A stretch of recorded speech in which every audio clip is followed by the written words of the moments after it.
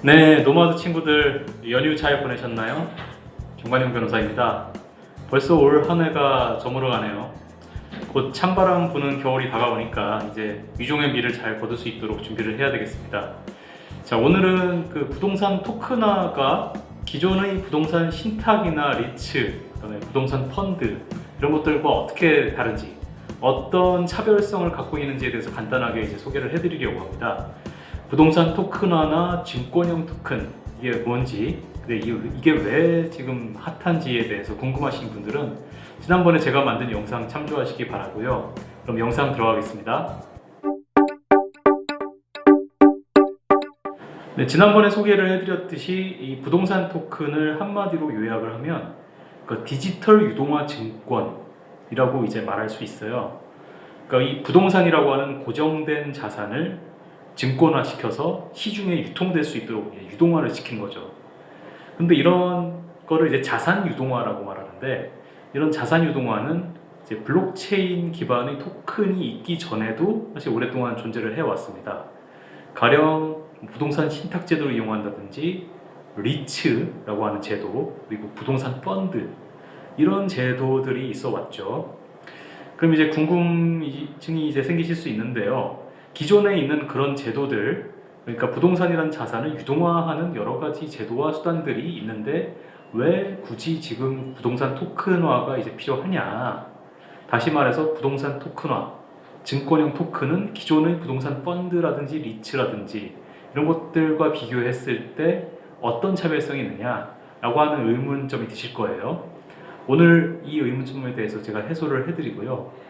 그러면 이제 그 얘기를 본격적으로 하기에 앞서 먼저 리츠하고 부동산 펀드에 대해서 살펴보고 그 다음에 증권형 토큰이 갖는 차별성에 대해서 소개를 해드리는 순서로 진행을 하겠습니다. 자, 먼저 리츠를 볼게요. 리츠의 특징은 이게 부동산 투자를 목적으로 하는 상법상의 주식회사라는 점에 있습니다. 리츠는 이제 투자자들로부터 자금을 모아서 그 돈을 부동산에 투자하고 거기서 발생한 뭐 임대료라든지 여러 가지 수익을 투자자들한테 배당을 하는 식이에요.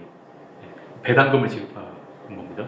그러면 이 리츠는 투자자 자체가 어떤 뭐 다수의 자금을 모은 큰 커다란 기관인 연기금, 이런 경우를 제외하면은 리츠 주식의 주식시장 상장이 이제 의무화가 돼 있어요. 그래서 이 리츠의 경우에는 리츠 회사의 주식이 주식시장에서 거래소에서 거래되는 방식으로 지금 그렇게 유동성이 부여가 되어 있습니다. 이게 리츠고요. 그 다음으로 부동산 펀드에 대해서 볼게요. 자, 부동산 펀드는 말 그대로 펀드, 모은 거죠. 자금을 모은 거예요. 투자 목적으로 모인 자금을 이제 말하고, 이 자본시장법에서는 이 펀드를 뭐라고 부르냐면 이제 법률 용어로 집합 투자, 컬렉티브 인베스트먼트, 이런 용어를 사용해서 이제 정의를 하고 있습니다. 자, 부동산 펀드는 일반적으로 이게 중도 환매가 불가능한 이른바 폐쇄형으로 운영이 됩니다. 폐쇄형으로 운영하는 이유는 뭐냐면은, 자, 자금을 여러 사람들로부터 모아가지고 펀드가 부동산에 투자를 했어요.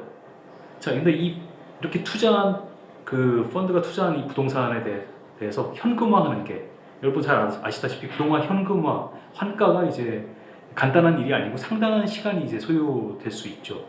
그렇기 때문에 이제 폐쇄형으로 운영을 하는 거고요. 그렇기 때문에 이 투자 기간 중에 투자자의 환매 요구를 즉시 들어주기가 어려워요. 그렇기 때문에 폐쇄형으로 이제 운영을 하는 겁니다. 자, 이렇게 부동산 투자 수단으로 리츠와 부동산 펀드 이런 것들이 있는데, 근데 이 투자 수단들에는 일정한 한계가 있습니다. 이제 먼저 리츠의 한계를 말씀드리면, 어쨌든 리츠라는 건 이게 주식회사예요. 사법상 주식회사예요. 그렇기 때문에 투자자들로 구성된 주주총회에서 중요한 의사결정을 하게 되고요. 그래서 투자자가 만약에 전문적인 투자 판단 능력이 있는 경우, 그런 투자 기관이라든지 이제 전문가들이 모인 회사라든지 그런 경우에는 리츠를 더 선호를 하게 돼요. 그래서 리츠 시장은 어떻게 되고 있냐면, 최근에 주로 기업들이 자신들이 이제 보유하고 있는 부동산 자산이 있을 거 아니에요. 그런 자신들이 보유하고 있는 부동산 자산 중에서 일부를 현금화하는 수단으로, 그런 수단을 이제 활용하고 있는 그런 추세예요. 사정이 이러다 보니까 이제 리츠 같은 경우는 정말 기관 투자자나 거액의 자산가가 이제 투자하기는 이게 좋은데, 그런데 이제 다수의 소액 투자자들, 그러니까 소액 일반 투자자들이 접근하기에는 이제 이게 제약이 있습니다. 그리고 현재 상장 리츠의 경우에는 상장 문턱이 만만치가 않습니다. 다시 말해서 리츠 주식을 그 거래소에 상장하는 그 절차가 이제 문턱이 상당히 높고 연속성이 부족하다고 이제 평가를 받습니다. 물론 정부가 상장 규제를 완화한다라고는 이게 계속 얘기를 하지만은 이게 상장 절차 자체가 굉장히 상당히 까다로워요.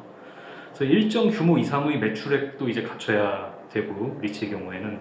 근데 그런 자본을 동원하는 것도 이제 쉽지가 않고요. 이런 한계가 있고, 다음으로 이제 부동산 펀드의 한계를 보면은 이 부동산 펀드의 경우에 이제 공모형과 사모형이 있어요. 그러니까 공모형은 이제 뭐냐면 50인 이상의 투자자를 유치하려고 하는 것이 이제 공모형이고, 50인 미만, 그러니까 49인 이하죠. 그런 경우는 이제 사모형이라고 불러요. 근데 현실적으로는 부동산 펀드의 경우에 이제 사모형으로 주로 모집이 되고 있습니다. 사모형은 특성상 소수의 거액 투자자들, 큰 손들을 중심으로 이제 자금을 유치합니다. 그렇겠죠. 이제 49인 이하인데 소액으로 하자고 하면 돈이 많이 안 모일 거 아니에요. 그러자니 거액 투자자나 큰 뭉칫돈 위주로 이제 자금을 유치하게 되는 게 사모형인데, 그러다 보니까 이게 소액 투자자들이 접근하는 것은 사실상 이제 불가능하게 됩니다. 그리고 부동산 펀드는 좀 앞에서도 말씀드렸다시피 이게 폐쇄형으로 운용이 될 수밖에 없는데, 이렇게 되면은 이게 투자자 입장에서는 어떤 단점이 있냐면 이제 투자 기간 동안 유동성이 묶이게 되는 거잖아요. 기회비용을 상실하게 되는 거니까 이런 부분에서도 한계가 있는 거고요. 그러면 이제 이런 의문점이 생길 수 있죠. 그럼 부동산 펀드 공모형으로 하면 되는 거 아니냐, 공모형 부동산 펀드 유치하면 되지 않냐라고 이제 뭐 물어보실 수 있는데, 이제 공모 부동산 펀드는 상장이 의무화되어 있어요. 이것도. 그럼 이제 까다로운 상장 절차하고 이제 주식 거래소, 주식시장의 공시 의무, 이런 관리의 어려움이 굉장히 큽니다. 그래서 시장에서 이제 부동산 투자 수단으로 공모 부동산 펀드는 그렇게 선호되지는 않고 있습니다. 자, 정리를 하면요, 리츠의 경우에는 소액 투자자가 접근할 수 있는 상장 리츠의 경우 시장에서 활성화가 좀 잘 안 되어 있다라는 문제점이 있고, 부동산 펀드의 경우에는 공모 부동산 펀드도 이제 리츠처럼 시장에서 활성화가 안 되어 있고, 사모 부동산 펀드는 이제 기관 투자자나 거액 자산가 중심으로 자금이 모집되고 있어서 소액 일반 투자자는 접근하기가 어렵다. 자, 이제 이해가 되시나요? 이런 리츠나 부동산 펀드의 한계가 있기 때문에, 그래서 지금 정부에서 뭘 생각하고 있냐면 규제 샌드박스를 통해서 부동산 토큰화, 증권형 토큰, 이런 부분으로 지금 가려고 하고 있는 거예요. 시장에서도 이게 지금 핫한 거고요. 자, 생각해 보시죠. 만일에 소액 투자자들의 참여가 가능하다, 접근이 열려 있다.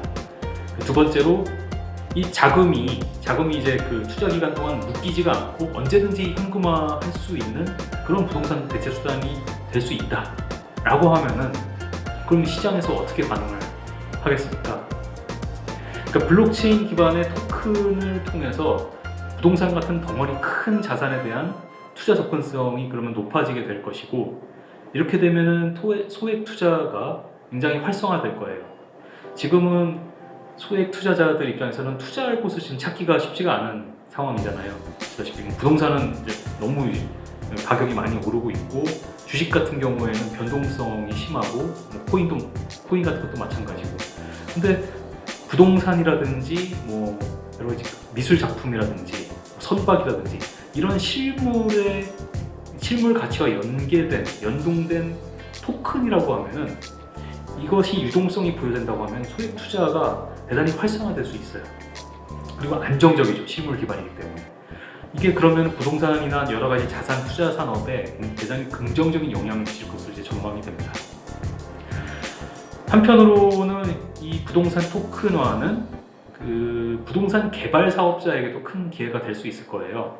부동산 개발 사업을 위한 자기 자본을 이제 공개된 시장에서 소액 공동 투자자를 모집하는 방식으로 할 수 있게 되는 거거든요. 이렇게 되면은 이제 대규모 자본을 동원하는 어떤 개발 사업의 특성상 자본 조달이 굉장히 용이해질 것으로 예상이 됩니다.